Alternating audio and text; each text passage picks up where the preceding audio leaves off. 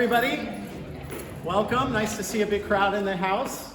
Thanks for joining us for our first free Wednesday concert of the semester. I'm also video recording this, so hello to those of you on YouTube land. The link to this video will be posted on the calendar. You can find the calendar, the QR codes for the calendar, or join our Facebook group if you want. But you can always find, I'll go home later today and upload the video to YouTube and then put the link on the calendar. So you can always go back and find it or share it with your friends.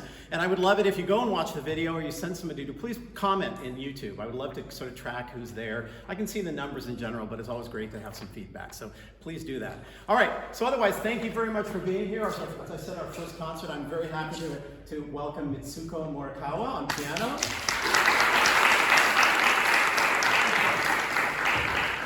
This is Nicholas, or Nick Casillas.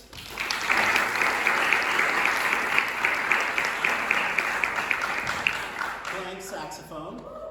So you'll see the program here. They're gonna play a piece from the Baroque period, Bach. So long ago, mid-17th century-ish, originally written for violin, and it wouldn't have been with piano, right? It would have been with a string orchestra or something. And this is what's called a transcription of it. So this is who did the transcription? Do you know?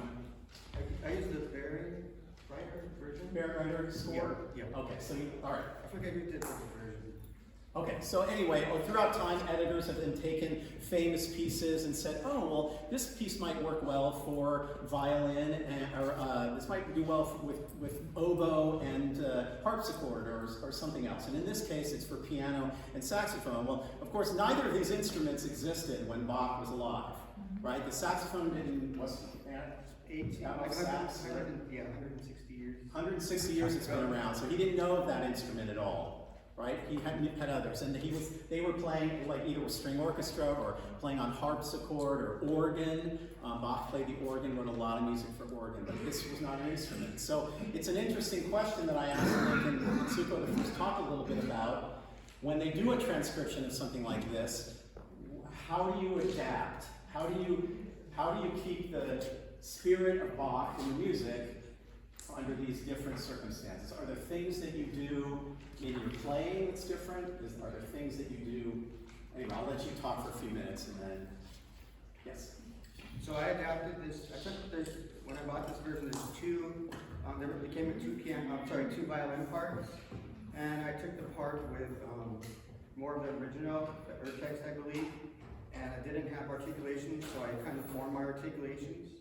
And this is in the key of E major on violin, which is very nice because it's all the open strings.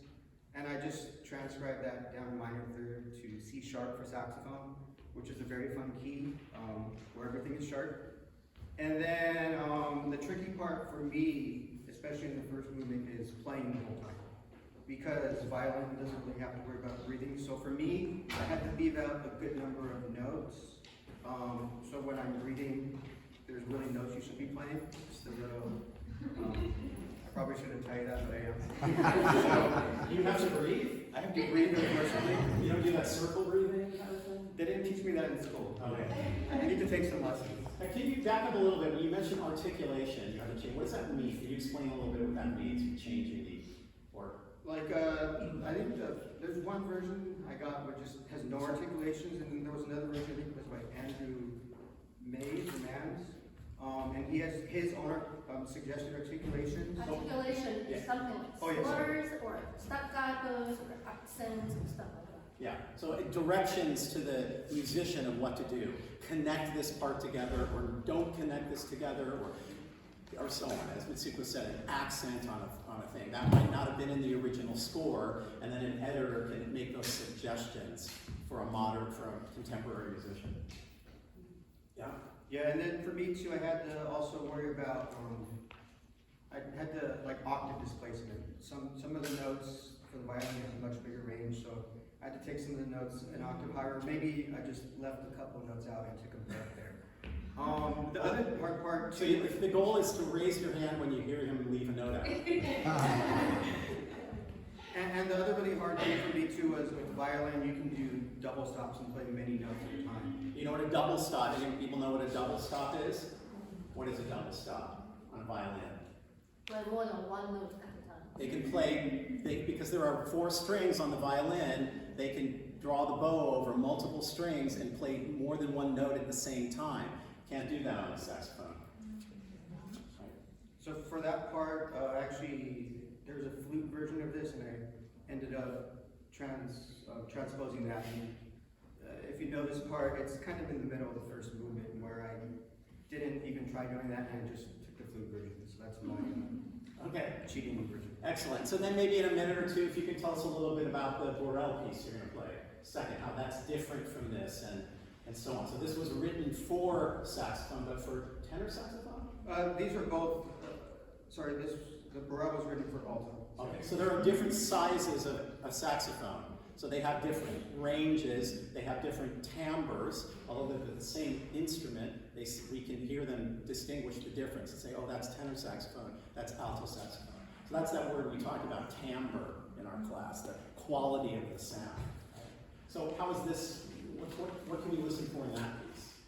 In that piece, it's written for the saxophone, and I think the interplay, I always listen to the interplay between, because it's not a concerto, it's a sonata, so the interplay between the piano and the saxophone. A concerto would mean that Nick is the soloist, and that's what you pay more attention to, and then the orchestra or the piano, which can function sort of as an orchestra, has a more secondary position. It's like an accompaniment. Remember the homophonic music we talked about, a melody line and an accompaniment? Right? But in this case, it's more of a duet in the second piece, that the piano part and the saxophone part are equals. And they're designed to be put together, but they're both as important. One isn't necessarily supposed to stand out over the other. But I'm sure you guys could argue about that. In rehearsal, right? No, that's my part. They need to listen to you, right? But it's going to be a very different style of music, of course, because it was written in the 20th century, right? Yeah. 20th century, so very, very different style of music. Jazz inspired? I think it's more French inspired. French. So when you say that, what does that mean to you, French music? For me, when I think about French music, it's hard technically, but they didn't make it seem very easy. That's the thing I think about French. Maybe that's my bias, but no, I would agree. There's a lot of notes. Yeah. French music, it seems easy, but it's extremely difficult. Exactly, and it utilizes the full range of the instrument. And especially what makes the second movement a little bit deceptive is it goes through many different time signatures. And ideally, you shouldn't be able to sense that because the quarter note is constant. Okay. Maybe there's a little retard here and there, but the tempo. We just listened to a little bit of The Rite of Spring class, and all those time changes, all those changes, which are very jarring in that piece we just listened to. But Nick is saying here, hopefully you almost don't hear that it's happening, because of the way the composer writes it, right? And Siko, anything to add from your part, from your perspective, from the piano part, or anything to listen for, or just? Well, in the Bach, I'm playing not the original part, obviously, so I'm the orchestra, and I have to sound like orchestra. So piano is basically the percussion instrument, right? Once I hit the note, it only does. But violin can sustain the note, so that's my challenge. That's your challenge. However, in Baroque time, the Baroque bow is not like the current modern violin bow. That Baroque bow is more like a drum. It cannot sustain 4 decimals. So that's the good thing about it. So usually in the Baroque style, we play notes a little shorter unless they need to conclude. Okay. Excellent. All right, now we're going to hear this wonderful concert, and there'll be time for questions afterward. But I would encourage you, if those in class, think about how the music makes you feel. You may want to take notes, but how does it make you feel? Is it telling some kind of a story? Do you hear some kind of story going on? These pieces are not titled other than, sonata for piano and saxophone. So that's kind of a technical term, but maybe you can come up with a title for the pieces. Maybe they'll make you think of something, or a story will run through your mind. All right, so please, again, welcome. Thank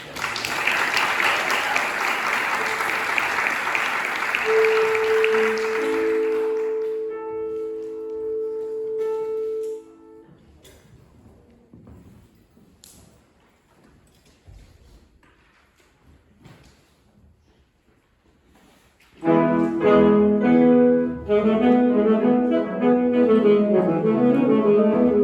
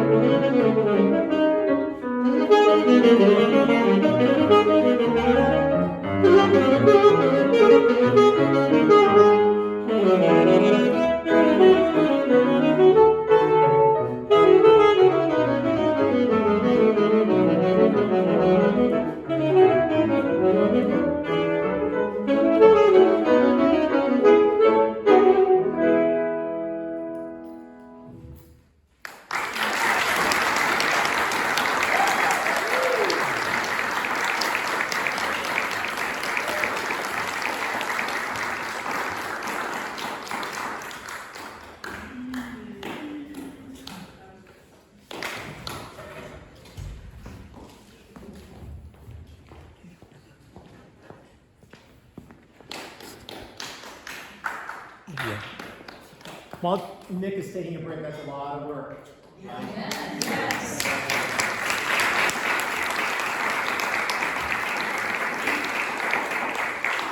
For both of them, but I think Nick wins the prize. I just wanted to say something. It's sort of traditional in classical music anyway. Maybe we can try this for the second piece. When a piece is written with different movements. So you see that first piece, the Bach has different movements. And traditionally, the practice has been that you wait and hold your applause till the end of the piece completely, because the composer has put it into different movements. You heard there was a fast movement to start with, a very slow movement in the middle, which changes the mood very much, and then another fast one. So sometimes the idea would be, well, we'll hold our applause. We love the enthusiasm, though, don't we, right? We don't want to, well, maybe we'll try it on the second piece. We'll let the whole piece play out and see if that has a different experience for you, where you hear the different movements and how they change mood, and then all join together to make one big piece. Time is I'll stand up and that's the end of it. Yeah, what she said. Okay, thank you very much.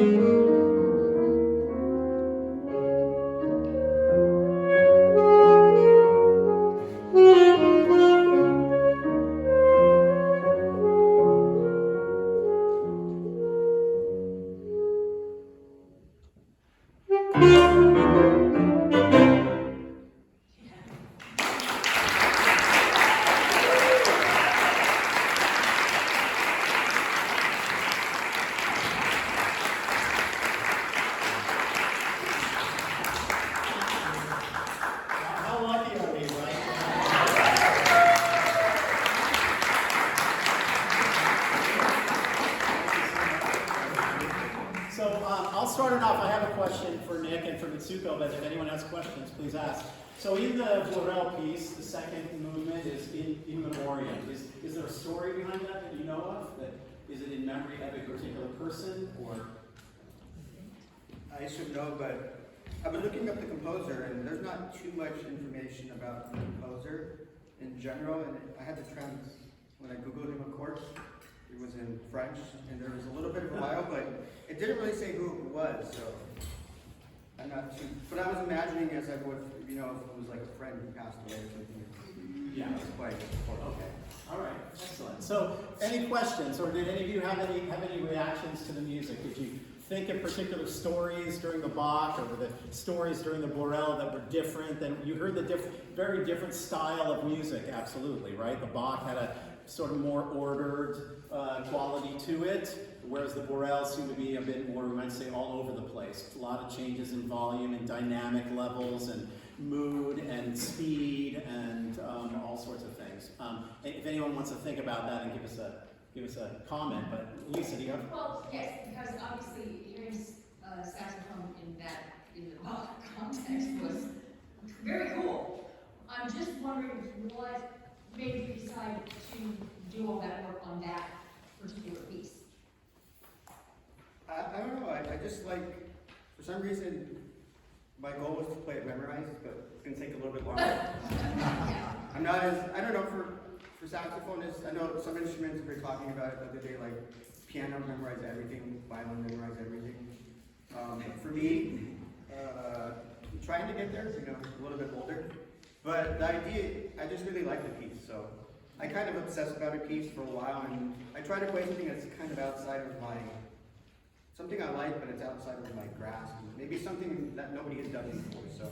And that you certainly wouldn't expect on saxophone. No, Right. exactly, yeah. Right, and I mean, saxophone for most of us, I think, we have a connotation of, jazz, or in a jazz band, and we have that lives in that world. So even to hear saxophone in concert music is different enough. But this is also a very famous Bach piece. I mean, these melodies, these tunes in Bach, if you knew or you heard them, they're very, very well known too. So, not that that means anything necessarily, but yeah.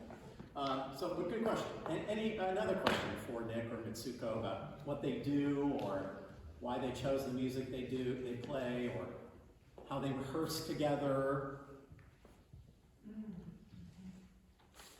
Yes, Christine. At what age did you discover your love and interest in your instruments? And has it always been the same instrument? I started formal lesson when I was 6, I think. But my parents are both really enthusiastic music lovers. They're not musicians, but they wanted me to play something. So my dad came home one day when I was 3, I think. Very happy little tipsy with the 2 violins. One is quarter size, one is full size, so he wanted to practice with me. Unfortunately, I had 100-some degree fever that day. So imagine you have all the kind of muscle ache and stuff, and I had to do this. And I was like, I don't like this, and this is not even in tune, because I already played piano a little bit.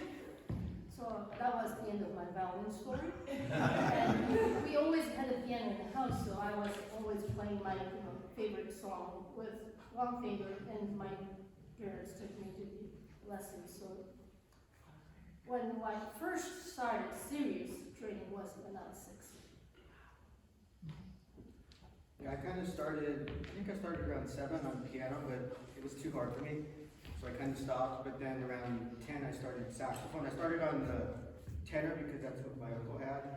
But I found out it was too big, especially when I was 10. So I switched to alto after a couple weeks. And I've kind of stuck with alto recently, alto pretty much forever, but then a couple of years, maybe like 5 years ago, I finally got a tenor again. But I don't know, I still like the alto for some reason. It's like my size, and I feel like it's close to being the human voice. The frequencies overlap a lot. So. I mean, it's pretty common when you say, Mitsuko, that, and Nick, that, and when starting out young, most common instruments for students to learn on is probably piano first. That tends to be it, or violin, the same. You know, and singing, of course, but maybe, you know, not the training of singing a little bit later. And it's funny you say about it, that's the instrument your uncle had. I thought you were going to say, well, I was in, you know, grade school, and that's the instrument they handed me. And say, here, you're playing this. That can often be the experience for a lot of wind players. You're in middle school, or you know, and they say, we need a piccolo player in the band. You're playing piccolo, and then that's the instrument, and that then maybe becomes that person's instrument. Yes. How much time did you spend on practicing this piece on your own and together? I've been working on it for a little while, off and on, but I started getting a little bit more serious, like, I think he asked me a month ago to play something, so I said I want to play this. And then we just practiced 2 times. We practiced Monday and last week as a group. So Mitsuko's amazing, and I was a pleasure to work with. Well, they're both amazing, but that's you know, credit to their talent and their training that they have that ability to get together for a minimal amount of time because they're both super busy and they both can read really well and so on, right? And these are pieces like Mitsuko was saying, like I asked her about the Bach, and she, you know, everybody plays it on the violin at some point. So for me it was, you know, a good chance to play with her. And then the other piece she's played, I think, before the Burrell, maybe once before, a year ago at Castigo. And have you played the Bach with a violinist? Yeah, so you were already very familiar with the piece. And did your interpretation change having to play with the saxophone? Well, he originally played a lot slower, and I think playing faster might be easier, because you don't have many places to breathe. Bach is notorious for not giving anyone to breathe for the wind instrument or the singers. Oh yeah, it's really difficult. Singers are, I've seen them almost going like this. Yeah. So you just have to cheat a little bit and, you know, quick breath or something like that, but this is the case too. So if you can play faster, by all means, do it. Excellent. All right, another question. We have just a couple of minutes left. Yes? Is there a specific piece that both of you guys are like comfortable with? Like do you have a personal favorite, and why is it your favorite type of thing? I don't know, I kind of go in modes. Like, I tend to like obsess about like for me, I was trying to listen to like everything by Bach, but unfortunately there's too much, you know. So I kind of limited it to like his violin and piano works. There's still too much of that too. So I don't know. I've been obsessing about Bach recently, but I don't know. Like going to school, we always obsessed about like, I don't know, at least I always liked French music too, like the Burrell. And this was the first time I think I actually played this for people. And I played it before, but I think this is the first time I've actually played that, both of these pieces. No, wait, the Burrell, the first time I played it for people. Because I worked on it during quarantine, but now it's fun to play it. So it varies. What about you? What do you? We have a lot of pieces written for the solo instrument, but Bach is actually not meant to be for this large modern piano, and I've taken the harpsichord lessons, and that gave me very different perspective on how to play Bach on piano as well, because of articulation. The harpsichord is the piano is the hammer hitting the strings, and it's much louder, but harpsichord is the little nail is plucking the string, so the volume is very limited. So you have to manipulate by how many strings you're going to use, kind of thing. So that gave me a little bit of idea of how to play Bach pieces or anything Baroque on the piano. So I appreciate learning harpsichord. Unfortunately, I never played organ, but I'm sure there's a difference there too. Excellent. So, any last chance? Anyone have any story that came to mind when they were listening to the music? A character that came to mind? Mike has something? Yes, Madison something? But maybe not flushed out, right? I just feel like I was frolicking in the field. Frolicking in a field. In the Bach or the Dorel? And the Bach. In the Bach. It has a lively sort of quality to it, yeah. Mike, did you? Ballet music? The first one or the second piece? The first piece, okay. Sandy, you had your hand too, or Mary? I want to say, in the first one, I felt that it was very playful in the beginning, but the second, and I got a little emotional. Yeah. I caught someone that passed away. It like sounded yearnful, but also loving at the same time. It was very beautiful. Yeah, nice.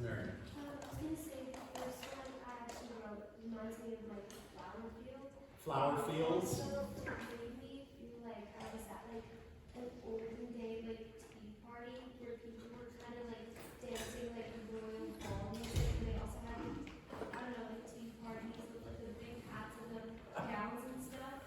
And I also envisioned like someone running either towards or away from something, like in a long gown, and it's like in slow motion.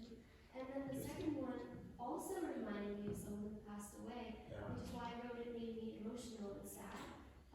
But it also like it felt like pain was being like expressed through the music, and also like I envisioned maybe like a scene in a movie where it's a funeral, and then there's either like a scene of someone dying or someone grieving the death of someone, and also like I kind of envisioned someone walking or like traveling a long distance in like the desert, and it's like a really difficult like journey, and like they're running away from home, and then they come to like a train, and they're looking outside of the train, and I don't know. Wow, a lot going on. Awesome. All right, so thank you very much. So those of you in my 111 class, I passed around the clipboard. Maybe if you haven't signed it yet, whoever has it, please bring it up and leave it here, and the rest of you can sign it on your way out. All right, thank you one more time to Nick and